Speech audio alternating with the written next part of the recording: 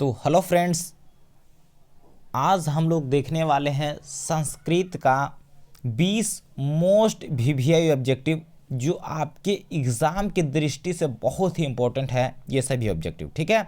तो चलिए आप सभी लोग का टाइम नहीं लेते हैं और ये सभी 20 ऑब्जेक्टिव आप सभी के बीच प्रस्तुत करने का प्रयास करते हैं ठीक है। और ये 20 ऑब्जेक्टिव बहुत ही इम्पोर्टेंट ऑब्जेक्टिव है और आप सभी लोग देखिए, क्योंकि आप सभी लोग का एग्ज़ाम अब बहुत ही नज़दीक है। मात्र कुछ ही दिनों का टाइम बचा है, मंथ का टाइम बचा है जी।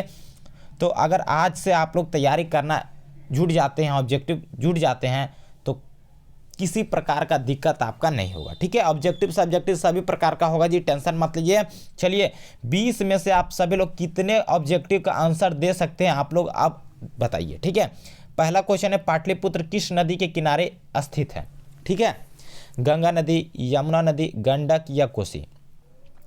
ठीक है, तो चलिए आंसर देना आप लोग कमेंट में दीजिए कि पाटलिपुत्र किस नदी के किनारे अवस्थित है। तो याद रखिएगा पाटलिपुत्र गंगा नदी के किनारे अवस्थित है ठीक है। इस क्वेश्चन का ऑप्शन नंबर ए बिल्कुल राइट आंसर होगा। चलिए नेक्स्ट क्वेश्चन है कि दूसरा नंबर कि बिरेश्वर नाम कहाँ का मंत्री रहता था? बिरेश्वर नाम का मंत्री कहाँ रहता था? बिरेश्वर नाम का जो मंत्री था वह कहाँ रहता था? पाटलिपुत्र में, मिथिला में, जनकपुर में या अयोध्या में?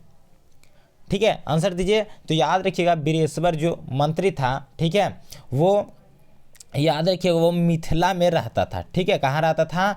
मिथिला में रहता था, यानी ऑप्शन नंबर बी इस क्वेश्चन का बिल्कुल राइट आंसर होगा। आप लोग ज़रूर बताइएगा आप लोग 20 में से कितने क्वेश्चन का आंसर दिए थे।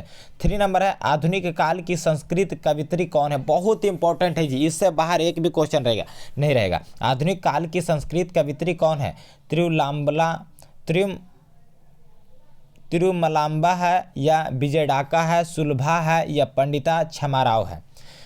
ठीक है, आधुनिक काल की जो संस्कृत कवित्री बोला है ठीक है। तो याद रखिएगा इसका बिल्कुल 3 का जितने भी स्टूडेंट ऑप्शन नंबर डी दे रहे पंडित छमाराव, उन सभी का बिल्कुल राइट आंसर होगा ठीक है।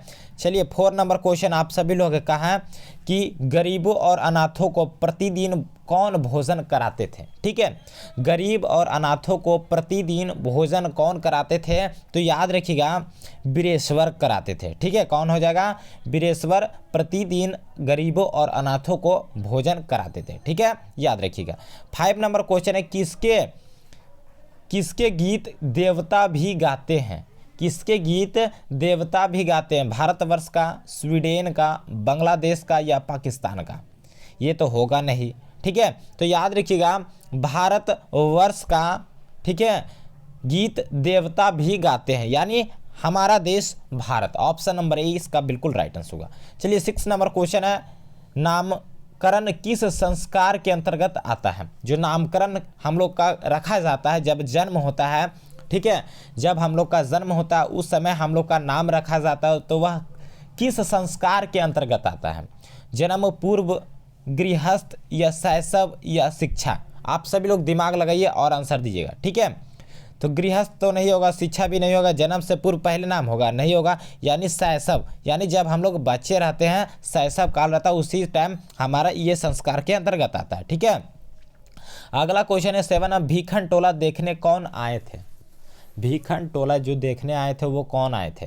शिक्षक आए थे, राजनेता आए थे, छात्र या धार्मिक नेता? तो याद रखिएगा जो भीखन टोला देखने आए थे वो शिक्षक थे ठीक है। क्या होगा? ऑप्शन नंबर ए इस क्वेश्चन का बिल्कुल राइट आंसर होगा। चलिए नेक्स्ट क्वेश्चन है 8 नंबर क्वेश्चन बहुत इंपॉर्टेंट है, आर्य समाज की स्थापना कब हुआ था? आर्य समाज का स्थापना कब हुआ था जी? आप सभी लोग बताइएगा। तो याद रखिएगा 1875 को ठीक है स्वामी दयानंद सरस्वती ने किया था ठीक है, यानी ऑप्शन नंबर ए इस क्वेश्चन का बिल्कुल राइट आंसर हो जाएगा। चलिए अगला क्वेश्चन है 9 नंबर कि व्याघ्र पथिक कथा पाठ के रचयिता कौन है? व्याघ्र पथिक पाठ के रचयिता कौन है मेरे शेर? तो याद रखिएगा आप सभी को पता होगा कौन है, नारायण पंडित। नारायण पंडित इसका बिल्कुल ऑप्शन नंबर बी होगा। चलिए अगला क्वेश्चन आप सभी लोग के सामने है 10 नंबर कि विश्व शांति का कौन काल माना जा सकता है? विश्व शांति का कौन काल माना जा सकता है? सूर्योदय, सूर्यास्त, रात्रि या उषा काल? तो याद रखिएगा विश्व शांति का जो काल माना जाता है वो सूर्योदय कहलाता है, यानी ऑप्शन नंबर ए इस क्वेश्चन का बिल्कुल राइट आंसर होगा। ठीक है, चलिए अगला क्वेश्चन 11 नंबर की क्या कर रहा है, मृत्यु को वश में कौन कर लेते हैं। मृत्यु को वश में कौन कर लेते हैं जी, मूर्ख करते हैं, अज्ञानी करते हैं, विद्वान करते हैं या कोई नहीं। तो आप सभी को पता होगा कि मृत्यु को वश में विद्वान करते हैं, यानी ऑप्शन नंबर सी इस क्वेश्चन का बिल्कुल विद्वान करेंगे। ठीक है, चलिए नेक्स्ट क्वेश्चन के आगे बढ़ते हैं। 12 नंबर क्वेश्चन है, आप सभी लोग के सामने है, बहुत इंपॉर्टेंट है। उपनिषदों की संख्या कितनी है, 109, 108, 105 या 111। तो याद रखिएगा उपनिषदों को आप लोग आंसर देते रहिए। ठीक है, उपनिषदों की संख्या 108 है। ठीक है, याद रखिएगा। अगला क्वेश्चन है 13 नंबर की, भारत की महिमा कहाँ गाई जाती है। ठीक है, तो याद रखिएगा सभी जगह भारत की महिमा कहाँ कहाँ गाई जाती है, तो वहाँ, पटना, यहाँ, यानी सभी जगह इस क्वेश्चन का बिल्कुल राइट आंसर होगा। 14 नंबर क्वेश्चन है, हमारी सभ्य भारतीयता धरा कैसी है, हरी भरी है, ऊंची है, नीची है या विशाल है।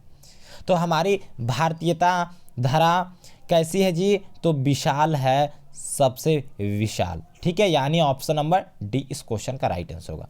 चलिए अगला क्वेश्चन है 15 नंबर, कौन ऐसा धन है जिससे संतुष्टि मिलती है। कौन ऐसा धन है जिससे संतुष्टि हमको मिल जाता है कि अब नहीं बस, तो कौन ऐसा धन है बताइएगा। धर्म है, अर्थ है, विद्या या क्रोध। तो याद रखिएगा विद्या ऐसी धन है जिससे संतुष्टि मिलती है। ठीक है, याद रखिएगा। अगला है 16 नंबर, किससे विद्या की रक्षा होती है, सत्य से, अभ्यास से, उबटन से या आचरण से। तो याद रखिएगा अगर आपको विद्या की रक्षा करना है तो आपको रिवीजन करना होगा। ठीक है, अगर आप लोग कोई चीज़ मान के चलिए पढ़ें, ठीक है, आज पढ़ें, कल अगर 1-2 दिन बाद क्या होता है, 3 से 4 दिन के बाद आप लोग भूल जाते हैं, तो उसको क्या कहा जाता है, रिवीजन करने पर फिर से वो याद हो जाता है। तो इससे होता है विद्या की रक्षा। अगर आप लोग डेली रिवीजन करते हैं, ठीक है, तो वो आपको याद रहता है। ठीक है, इससे ही ऑप्शन नंबर बी इसका राइट आंसर होगा। चलिए 17 नंबर क्वेश्चन है, मंदाकिनी वर्णम पाठ में किस नदी का वर्णन है। तो याद रखिएगा मंदाकिनी वर्णम पाठ में किस नदी का वर्णन है जी, आप लोग कमेंट कीजिएगा इसका आंसर क्या होगा। ठीक है, तो याद रखिएगा ये आपका कमेंट आप सभी को करना है। ठीक है, याद रखिएगा ये इसका फिर आपको आंसर बता देंगे। ठीक है, चलिए 18 नंबर क्वेश्चन है, मंदाकिनी नदी में कौन स्नान करते हैं, सभी लोग बताइएगा। तो याद रखिएगा मंदाकिनी नदी में ऋषि लोग स्नान करते हैं। ठीक है, यानी ऑप्शन नंबर डी इस क्वेश्चन का बिल्कुल राइट आंसर होगा। चलिए नेक्स्ट क्वेश्चन 19 नंबर कि कर्ण किस देश का राजा था।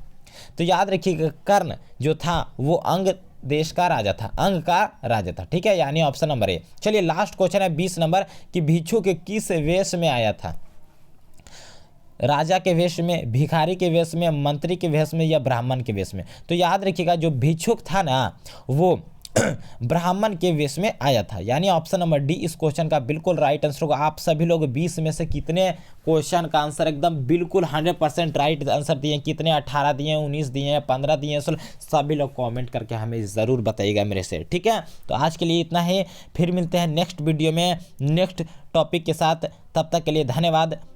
जय हिंद, जय भारत। चैनल पर नए हैं तो चैनल को सब्सक्राइब कर लेंगे। ठीक है, धन्यवाद।